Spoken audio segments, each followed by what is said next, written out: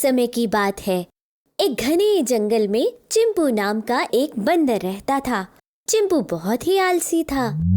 उसे मेहनत करना बिल्कुल पसंद नहीं था।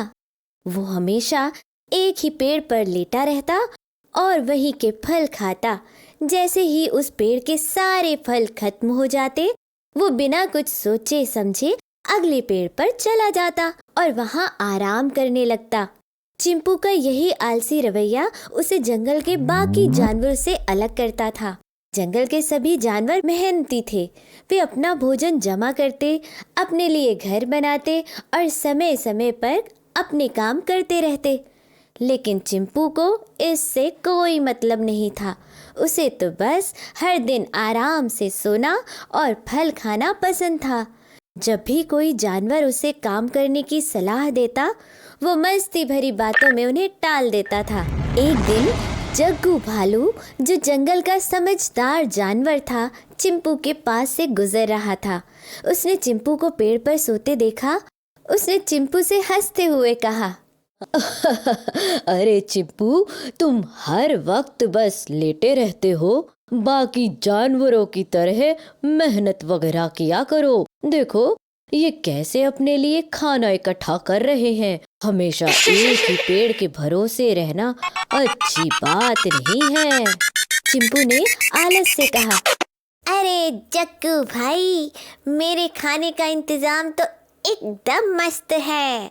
मुझे औरों की तरह इधर उधर भटकना नहीं होता। बस मस्त पेड़ पर पड़े रहो और फलों को तोड़कर खाते रहो। जब इस पेड़ के सारे फल खत्म हो जाएंगे, मैं दूसरे पेड़ पर चला जाऊंगा। मेहनत करने की कोई जरूरत नहीं है। जग्गू भालू ने सिर हिलाया और कहा, लेकिन चिंपू, हमेशा ऐसे काम नहीं चलेगा। तुम कभी मुसीबत में पड़ सकते हो। अगर तुम्हारे पास पहले से रहने और खाने का सुरक्षित इंतजाम होगा तो बुरे वक्त में तुम्हें कोई परेशानी नहीं होगी। चिंपू ने जग्गू की बात पर ध्यान नहीं दिया और मस्ती भरे अंदाज में बोला, अरे जग्गू भाई, तुम तो बेकार ही चिंता करते हो। देखो मैं कितना मस्त हूँ। कोई काम नहीं, कोई चिंता नहीं, बस फल खाओ और आराम करो। ऐसा कहकर चिंपू पेड़ पर आराम करने लगता है। फिर जग्गू वहां से चला जाता है। चिंपू को ये नहीं पता था कि उसकी ये आदत उसे जल्द ही बड़ी मुसीबत में डालने वाली है। कुछ दिनों बाद उस जंगल में भारी तूफान आया। हवा इतनी तेज थी कि पेड़ जड़ से उखड़ने लगे। बारिश इतनी जोर से हो रही थी कि बड़े बड़े पेड़ भी टूट गए। चिंपू जिस पेड़ पर रह रहा था, वो भी टूटकर गिर गया। उसके सारे फल बर्बाद हो गए। अब चिंपू के पास रहने की कोई जगह नहीं बची थी। जोरों से बिजलियां कड़क रही थी। चिंपू डर के मारे इधर उधर भागने लगा, लेकिन उसे कहीं भी सुरक्षित जगह नहीं मिल रही थी। ठंडी हवा और बारिश से वो कांपने लगा। चिंपू ने देखा कि सभी जानवर अपने अपने घरों में सुरक्षित थे। उन्होंने पहले से ही अपनी मेहनत से घर बनाए थे और खाने का इंतजाम कर रखा था। लेकिन चिंपू अकेला ठंड में भीगता हुआ जंगल में भटक रहा था। अब उसे समझ में आ गया कि बाकी जानवर उसे क्यों मेहनत करने की सलाह देते थे। वो बहुत पछताने लगा। वो दौड़कर जग्गू भालू के पास गया और कहा, जग्गू भाई, मुझे माफ़ कर दो। मैंने तुम्हारी बात नहीं मानी और अब मेरे पास कुछ भी नहीं बचा। न रहने की जगह, न खाने के लिए कुछ। मुझे अब समझ में आ गया है कि मेहनत करना कितना ज़रूरी है। क्या तुम मेरी मदद करोगे?